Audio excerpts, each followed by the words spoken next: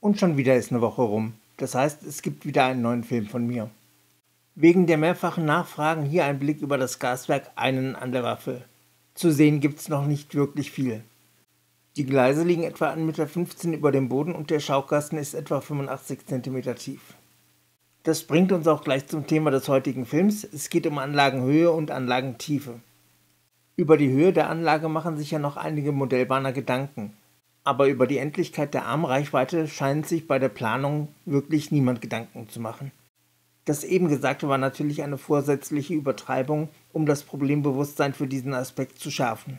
Wer sich über diese Aspekte der Modellbahnerei noch keine Gedanken gemacht hat, könnte sich den folgenden Film angucken, um ein paar passende Denkanstöße zu bekommen. Aber wie immer gilt, glaubt nicht alles, was ich sage und macht euch eure eigenen Gedanken. Gleich zu Anfang des Films der Hinweis: Über Likes und Kommentare freue ich mich ebenso wie über ein Abo. Wer nach dem Abonnieren das Glöckchen klickt, wird über neue Filme von mir automatisch informiert. Nach dem Intro geht's los.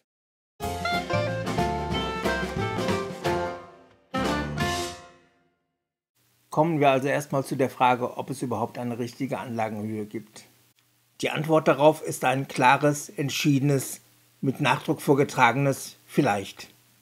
Kann schon sein oder kommt drauf an, wäre auch möglich. Im Prinzip ganz ähnlich ist es mit der Anlagentiefe. Während ein 9-Jähriger sich noch mit relativer Leichtigkeit über die Anlage bewegen kann, ist das für einen 90-Jährigen nicht mehr ganz so elegant möglich. Eine sinnvolle Anlagentiefe ist also relativ stark von der körperlichen Agilität abhängig. Im weiteren Verlauf des Filmes betrachte ich nicht begehbare Modellbahnanlagen, um die Aspekte zu vertiefen. Anlagenhöhe. Die Höhe der unteren sichtbaren Anlagenebene liegt bei Modellbahnen üblicherweise zwischen 60 und 130 cm. Aber es ist halt so, dass die Frage nach der passenden Anlagenhöhe relativ nutzlos beantwortet wird. Die Antwort ist zwar richtig, aber es ist ein bisschen so, als wenn man auf die Frage „Wissen Sie, wie viel Uhr es ist?" mit Ja antwortet. Es hilft dem Fragenden nämlich keinen Deut weiter. Deshalb will ich hier auf die passende Anlagenhöhe für in Europa übliche Single-Deck-Anlagen eingehen. Für ein eher hohes Anlagenniveau sprechen, dass die Anlage im Stehen bedient wird, dass es sich um eine eher größere Nenngröße handelt, dass geringe Geschwindigkeiten dargestellt werden und dass der Modellbahner eher mittleren bis höheren Alters ist. Für ein eher niedriges Anlagenniveau sprechen folgende Faktoren: Die Anlage wird im Sitzen bedient, es ist eine eher kleine Nenngröße, es werden hohe Geschwindigkeiten dargestellt und der Modellbahner ist eher jüngeren oder mittleren Alters.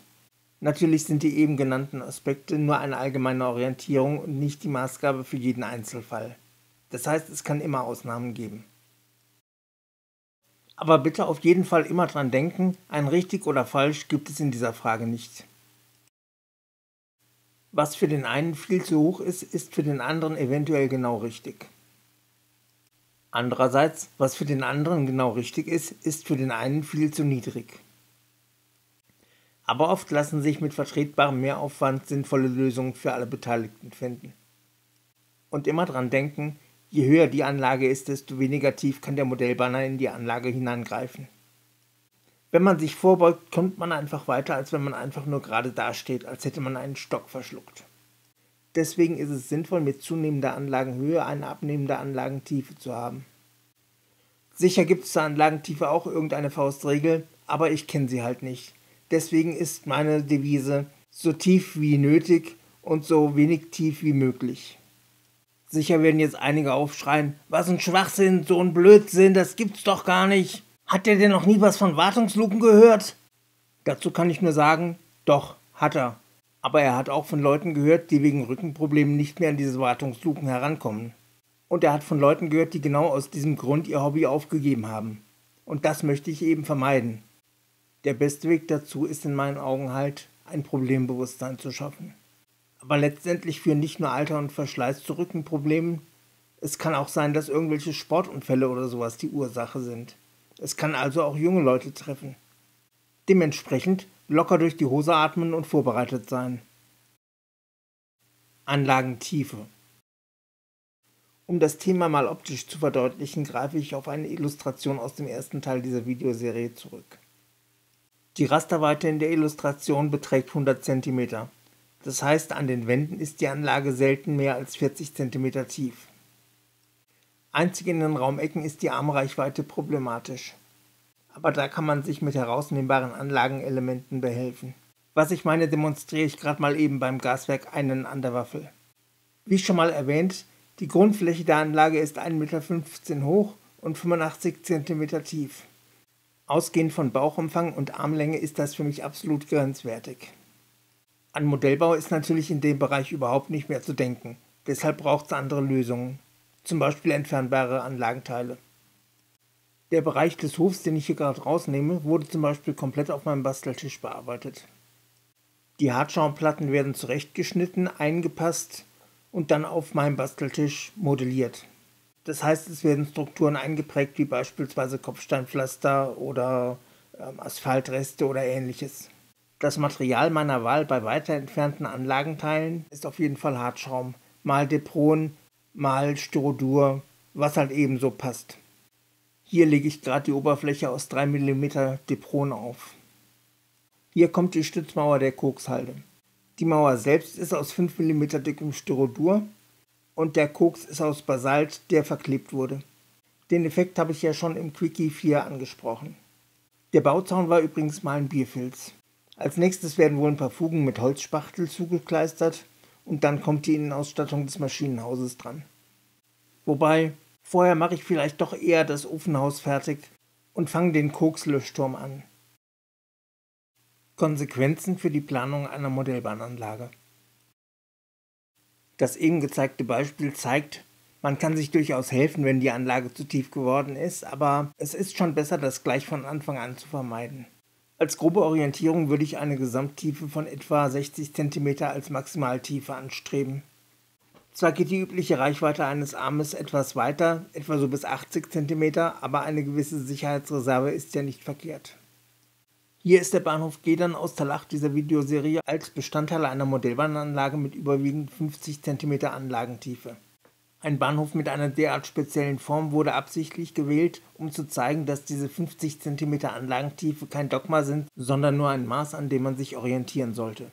Bei dieser speziellen Anlagenform sollte aber unbedingt beachtet werden, dass die Radien an Zungenenden möglichst groß gewählt werden müssen. Das Problem ist, an Zungenenden sieht man die Züge von den Kurvenaußenseiten, also genau von der Seite, an der sich die Lücken zwischen den Waggons in Kurven vergrößern. Außerdem ist es nicht so schön, wenn beispielsweise D-Zugwagen so stark über die Kurveninnenseite hängen, dass der Blick auf die Gleise freigegeben wird. Blickt man von der Innenseite auf eine Kurve, sind die Probleme nicht ganz so stark. Die Lücken zwischen den Waggons verkleinern sich ja. Und den Überhang der Waggons nimmt man fast gar nicht wahr, es sei denn, man achtet bewusst darauf. Demgegenüber steht natürlich der Vorteil der sehr, sehr langen Fahrtstrecken auf einer solchen Anlage. Ein gewisser Nachteil ist natürlich, dass man mit zentralen Stellpulten und Trafos nicht sehr weit kommt. Aber mittlerweile gibt es ja sogar für analoge Wechselstromsysteme funkferngesteuerte Fahrtregler. Wer sich traut, so eine Anlage zu bauen, hat also im Prinzip alle Möglichkeiten. Und außerdem hat er ein sehr viel abwechslungsreicheres Modellbahnerlebnis als auf einer Rechteckанlage.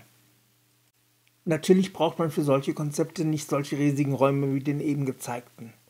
Es reicht schon ein Raum von 3 x 4 Meter, vielleicht auch ein bisschen kleiner. Wer so einen kleinen Raum hat, der muss den natürlich effektiv nutzen. Das Konzept des gestapelten Schaukastens bietet sich hier geradezu an. Diese Zeichnung habe ich aus Teil 12 übernommen, um das Konzept des gestapelten Schaukastens einfach mal zu visualisieren. Diese schrankwandartige Anlage wäre natürlich im vorhergesehenen Raum als Hufeisen ideal einzupassen. Wer sich jetzt überhaupt nicht vorstellen kann, wie eine Modellbahnanlage in so eine Schrankwand reinpassen sollte, kann sich mal diese Anlage ansehen. Sie wurde exakt für den eben gezeigten gestapelten Schaukasten entworfen. Ganz unten ist der Schattenbereich mit den üblichen grün gekennzeichneten Abstellgleisen. Über ein Gleiswendel kommt der Zug in die untere sichtbare Ebene, in diesem Fall ein Spitzkernbahnhof. Wer die Serie verfolgt, wird in dem Bahnhof eine Variation des Bahnhofs St. Katharinen erkennen können. Natürlich kann man solche Gleisanlagen auch völlig frei entwerfen und beispielsweise eine ausgedehnte Ortsgüteranlage mit einplanen. Aber ich habe es mir gestern Abend einfach gemacht und etwas Konzeptionelles, beliebig Erweiterbares aufs Papier gebracht.